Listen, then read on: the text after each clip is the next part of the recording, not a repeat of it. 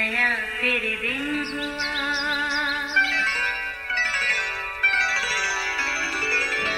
नया फिर दिन हुआ, पुरानी रात का करे सो शुक्र हम खुदा की जात का, खुदा की जात का नया फिर दिन हुआ।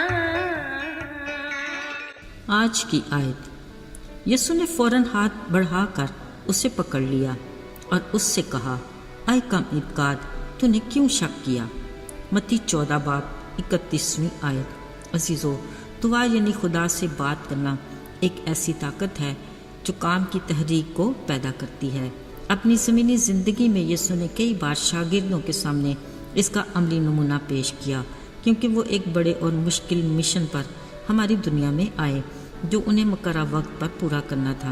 अगरचे वो कामिल इंसान के रूप में दुनिया में आए, मगर उन्होंने कभी भी इलाही इख्तियार या कुव्वत को इस्तेमाल नहीं किया था, बल्कि हर काम शुरू करने से पहले उन्होंने हमेशा आसमानी बाप से मदद के लिए अपना ज़्यादा से ज़्यादा वक्त तन्हाई में दुआ में गुजारा।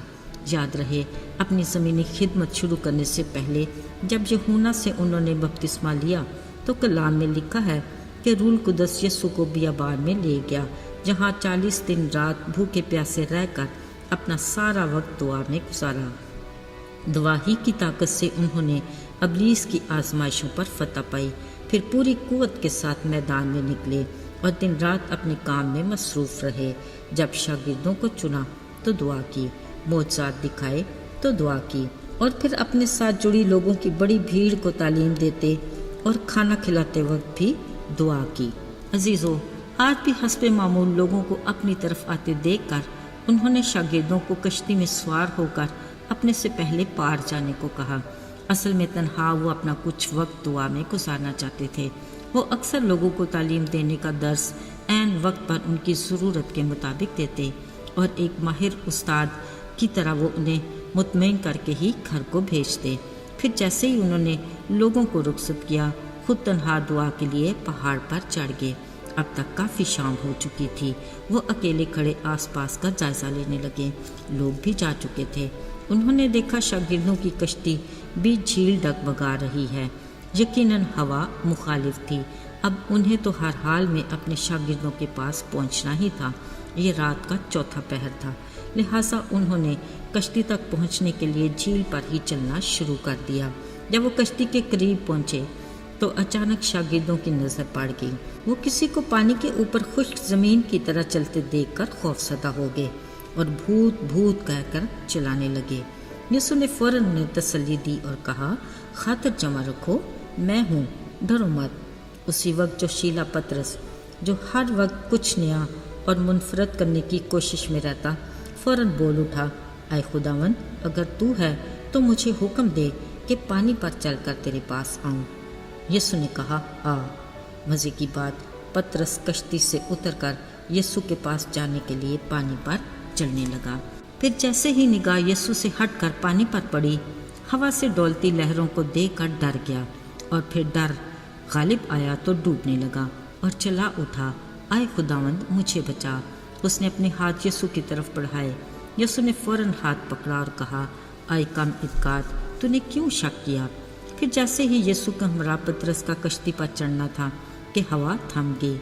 अब कश्ती पुरसुकून लहरों पर तैर रही थी। अजीज़ों, मुखालिफ हवा में उछलती बहती लहरों से टकराती कश्ती अब हैरत अंगेज़ तौर पर शागिर्दों के कंट्रोल में थी।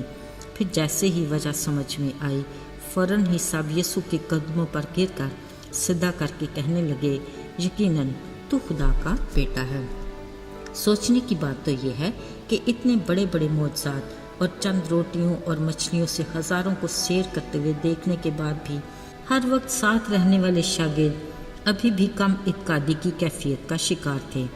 मगर कुछ देर पहले जब यीशु को पानी पर चलते और हवा को थमते साकिन लहरों पर चलती कश्ती को देखा तो बोल उठे, यकीनन तू खुदा का बेटा है।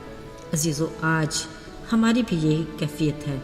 बिलाशुबा हमारे जीवन की कश्ती हर कदम पर उसी के रहम व करम पर होती है, मगर हम इसे रोज़ का मामूल समझकर درگزر کر دیتے ہیں اور اپنی زندگی کی ہر نعمت اور برکت کو اپنا حق سمجھتے اور دینے والے خدا کو فراموش کر دیتے ہیں۔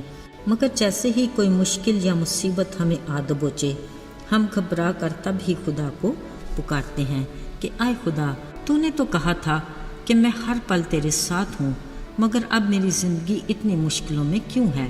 عزیزو، اگر تو ہم صرف نامی مسیحی ہیں اور اپنی آسودگی کے دنوں میں اپنے خالق کو بھول جاتے ہیں، تو پھر مشکل میں ہمیں اس کے وعدے کو یاد دلانے کی ضرورت نہیں۔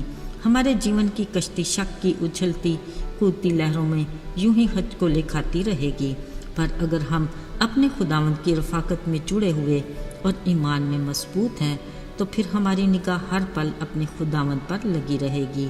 پھر لاکھ غم کے طوفان آئیں اور فکر پریشانی کے جھکڑ چلیں، یقین کیجئے ہمیں کوئی خطرہ نہیں، کیونکہ ہمارے جیون کی کشتی میں ہمارا مسیح موجود ہے۔ یاد رہے، جیون کے کامیاب سفر کے لیے کلام میں لکھا ہے، اور ایمان کے بانی اور کامل کرنے والے یسوع کو تکتے رہیں۔ ہمیں اپنے ایمان میں ہر وقت اور ہر طرح کے حالات میں اس بات پر قائم رہنا ہے کہ یسوع ہی خدا کا بیٹا ہے۔ آئیے دعا کریں۔ اے آسمانی باپ خداوند، ہم تیرے بے پناہ پیار کے لیے شکر گزار ہیں کہ تو نے اپنے اکلوتے بیٹے کی قربانی دے کر ہمیں گناہ کی دلدل سے نکالا اور ابدی زندگی کا وارث بنایا۔ التجا ہے، ہمیں ہر روز ایمان کی مضبوطی عطا کر تاکہ ہمارے جیون کی کشتی کبھی ڈگمگانے نہ پائے۔ یسوع کے مبارک اور جلالی نام میں آمین۔